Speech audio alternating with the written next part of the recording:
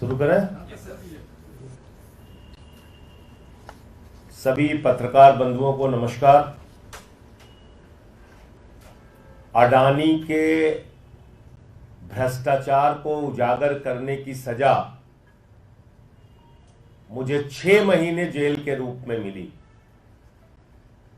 और आपको याद होगा कि देश की संसद में मैंने नारा लगाया था प्रधानमंत्री जी के सामने कि मोदी अडानी भाई भाई देश बेच के खाई मलाई। क्योंकि 18 महीने पहले हिंडनबर्ग की एक रिपोर्ट आई जिससे पूरा देश और पूरी दुनिया अचंभित रह गए। वो रिपोर्ट क्या कह रही थी? वो रिपोर्ट यह कह रही थी कि दुनिया के तमाम घोटालेबाजों को इकट्ठा करके भारत से मनी लॉन्ड्रिंग करके अडानी ने हजारों करोड़ रुपए मॉरिशस में फर्जी कंपनियां बना के चैन चुंग लिंग, नासिर अली, इन लोगों के माध्यम से फर्जी कंपनियां बना के हजारों करोड़ रुपए लगाया। और उन्हीं कंपनियों के जरिए गौतम अडानी का भाई विनोद अडानी भारत में शेयर बाजार को बढ़ाने के लिए, अपने कंपनियों के शेयर को बढ़ाने के लिए, अपने कंपनियों के शेयर को ओवर वैल्यू करने के लिए, यानी वास्तविक वैल्यू शेयर की उतनी नहीं है, उसमें फर्जी कंपनियां बना के विदेशों से पैसा लगाया गया और शेयर का दाम बढ़ाया गया। वास्तविक दाम शेयर का उतना नहीं है, लेकिन बाहर से फर्जी कंपनियां बना के विनोद अडानी के माध्यम से हजारों करोड़ रुपए हिंदुस्तान में अडानी की कंपनी में लगाया गया, उसके शेयर का दाम बढ़ाया गया। और जब हिंदुस्तान के छोटे निवेशक, आम आदमी, मिडिल क्लास के लोग उस शेयर को बढ़े दामों पे खरीदते हैं तो कुछ दिन बाद वो शेयर की वैल्यू जब घटती है तो उनका पैसा डूब जाता है। और याद रखिएगा, न्यू पेंशन स्कीम, देश के लाखों कर्मचारियों की पेंशन, एनपीएस, उसका पैसा भी शेयर मार्केट में लगता है। एलआईसी का पैसा भी शेयर मार्केट में लगता है। और अगर वहां ये घपला और घोटाला हो रहा है तो अडानी का पैसा नहीं डूब रहा है, इस देश के आम आदमी का पैसा डूब रहा है। ये सरल भाषा में हमें समझना चाहिए। ये अडानी का पैसा नहीं डूब रहा है, उसने तो भ्रष्टाचार कर रखा है। ये देश के लाखों करोड़ों लोगों का गाढ़ी कमाई का पैसा जो शेयर बाजार में वो लोग लगाते हैं, वो पैसा डूब रहा है। और कितना डूबा आप कल्पना कर सकते हैं? अगर मैं इस प्रेस कॉन्फ्रेंस में कहूं तो जीरो लगाते लगाते आप थक जाएंगे। जब हिंडनबर्ग की रिपोर्ट का खुलासा हुआ तो 8,50,000 करोड़ रुपए हिंदुस्तान के लोगों के डूब गए शेयर मार्केट में। 8,50,000 करोड़ रुपए। मैंने तब मांग की थी बहुत जोर शोर से कि जेपीसी बनाओ, जेपीसी बनाओ, पूरे मामले की जांच कराओ, सच्चाई तक जाओ।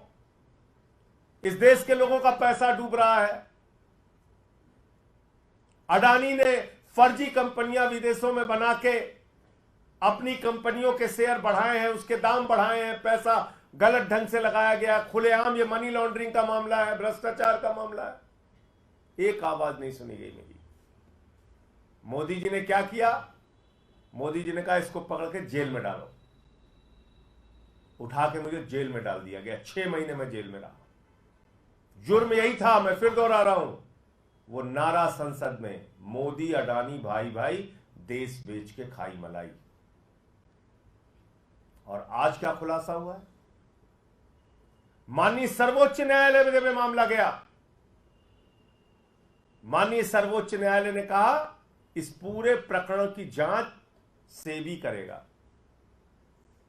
सेबी इस पूरे प्रकरण की जांच करेगा। सेबी ने अपनी जांच शुरू की,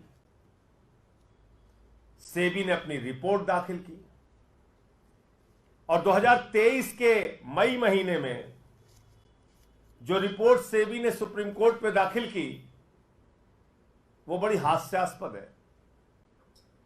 आप सुनेंगे तो आपको मजाक लगेगा। सेबी सुप्रीम कोर्ट में कह रहा है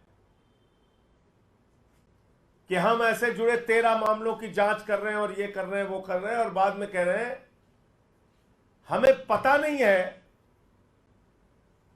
कि कहां तक ये जांच जाएगी, ये एक दिशाहीन जांच है। हुजूर कुछ गड़बड़ी तो हुई है लेकिन हम बता नहीं सकते गड़बड़ी किसने की है। क्या करिए सीबी सुप्रीम कोर्ट में, हुजूर कुछ गड़बड़ी तो हुई है, किसने गड़बड़ी की है, क्या गड़बड़ी की है, यह हम बता नहीं सकते, और यह जांच दिशाहीन है, अंतहीन है, किस ओर जाएगी, कब तक चलेगी, यह हमें पता नहीं। तो क्यों बोला सेबी ने? सेबी अध्यक्ष ने क्यों बोला ये? इसका खुलासा कल हिंडनबर्ग की नई रिपोर्ट में हुआ है। और वो क्या कहती है नई रिपोर्ट? कि सेबी की अध्यक्ष माधवीपुरी बुच और उनके पति धवल बुच ने लगभग $10 मिलियन उन्हीं फर्जी कंपनियों में लगाए हैं, उन्हीं फंड्स में लगाए हैं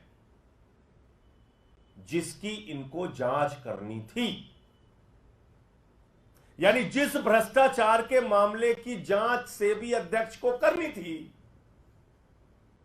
वहीं पर इनका पैसा लगा हुआ है, वहीं पे इनका इन्वेस्टमेंट हुआ है लगभग $10 मिलियन।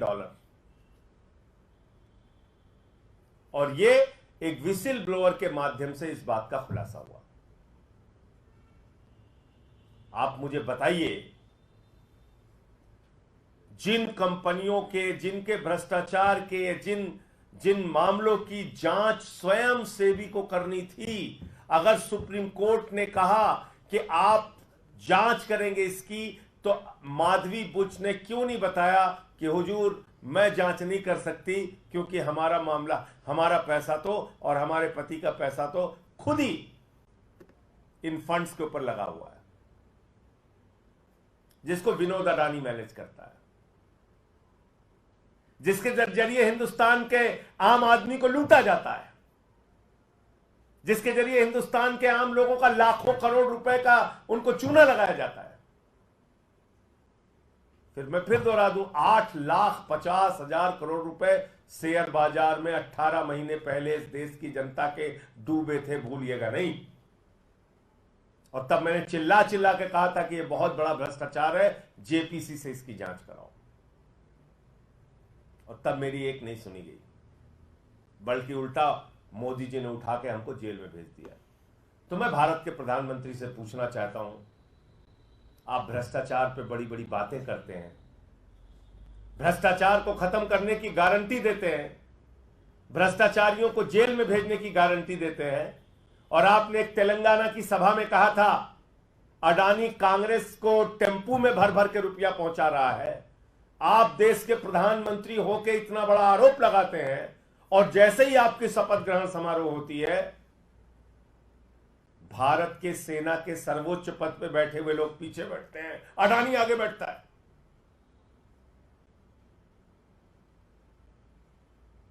यह आपकी असलियत है प्रधानमंत्री जी। इसलिए अडानी का घोटाला यह अडानी का घोटाला नहीं है, यह भारत के प्रधानमंत्री नरेंद्र मोदी का घोटाला है, यह भारतीय जनता पार्टी का घोटाला है, जिसने पूरा देश अपने दोस्त के हवाले कर दिया।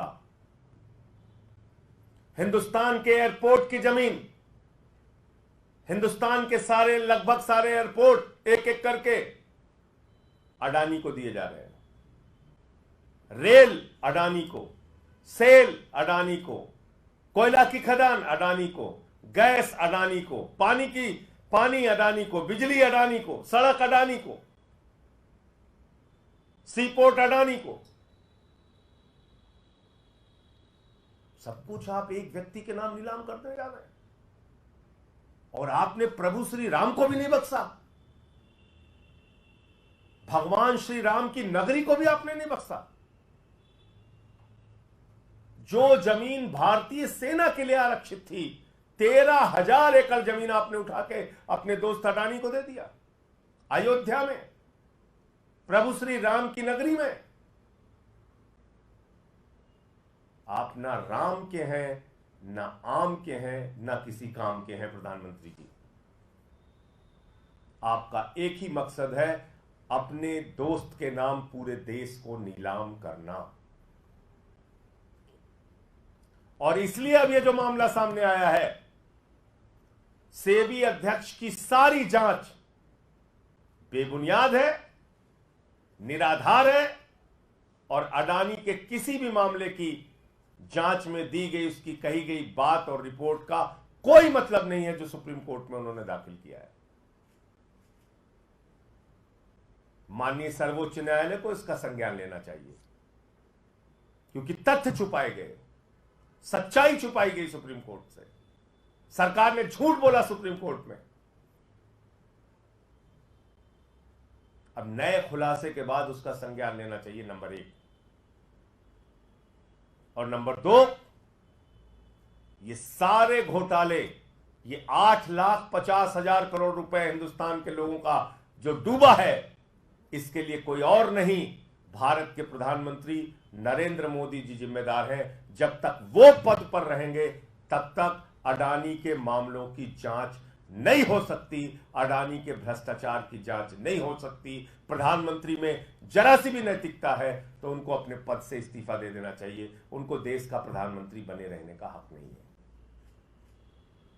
प्रधानमंत्री इस्तीफा दे, जेपीसी बनाई जाए, तभी इसकी जांच हो सकती है। ज्वाइंट पार्लियामेंट्री कमेटी के माध्यम से इसकी जांच हो सकती है, जो हमारी पहले दिन से डिमांड रही है। तो नई रिपोर्ट में एक पहले तो बात आई थी, इनके एक श्राफ करके है, वो समधी है, सेबी के अधिकारी। दूसरा मामला आया, सेबी का अध्यक्ष खुद ही फंड में पैसे लगाए हुए। तो इसलिए मुझे इतनी बात कहनी थी कि ये कतई मत समझिएगा कि अडानी के घोटाले का इस देश के आम आदमी से कोई लेना देना नहीं है। इस देश के लोगों का लाखों करोड़ रुपए डूबा है, और उस भ्रष्टाचार में सीधे तौर पे भारत के प्रधानमंत्री नरेंद्र मोदी और उनका एक दोस्त जिसका नाम है गौतम अडानी, वो शामिल है। मुझे इतनी बात कहनी थी। आपका कोई प्रश्न हो तो आप पूछ सकते हैं। सेबी चीफ ये कह रहे हैं कि जो आरोप मेरे ऊपर लगाए गए हैं, जो रिपोर्ट आया है, उनके कहने से क्या होता है? जो सामने आया है सच, वो तो गौतम अडानी भी कह रहा था हमने कुछ नहीं किया। देश के लोगों का 8.5 लाख करोड़ रुपए डूब गया। मॉरिशस में फर्जी सेल कंपनियां बनाई गई। गौतम अडानी ने अडानी कंपनियों के शेयर वैल्यू बढ़ाने के लिए वो शेयर खरीदे, उसमें पैसे लगाए, ओवर वैल्यू हो गई तो आम जो छोटे इन्वेस्टर हैं उन्होंने उसको खरीदा बड़े दामों पे, उनका पैसा डूबा। जब उसकी मार्केट वैल्यू कम हुई तो ये पूरा मामला है। उनके कहने से कुछ नहीं होता, अब पूरी सच्चाई सामने आ चुकी है। सर, एक और मामला है, उपराज्यपाल के कहने पर 3 सरकारी इंजीनियर को निलंबित कर दिया गया है। मुख्यमंत्री के आवास निर्माण से जुड़े हुए थे, इनकी अहम भूमिका थी इस पूरे मामले में। इस पर क्या कहना है सर? देखिए, ऐसा है कि उपराज्यपाल के पास 24 घंटे सिर्फ एक काम पे लगाया गया है, आम आदमी पार्टी के नेताओं को बदनाम करो, आम आदमी पार्टी के खिलाफ कोई न कोई केस बनाओ, झूठी खबरें मीडिया में प्लांट करो, कभी केजरीवाल के स्वास्थ्य से जुड़ी, कभी कुछ बीमारी का मजाक उड़ाओ। इन्हीं सब कामों में उपराज्यपाल महोदय का समय जा रहा है। उनको अपने संवैधानिक दायित्वों का निर्वहन नहीं करना है, इसलिए वो अपना काम कर रहे हैं।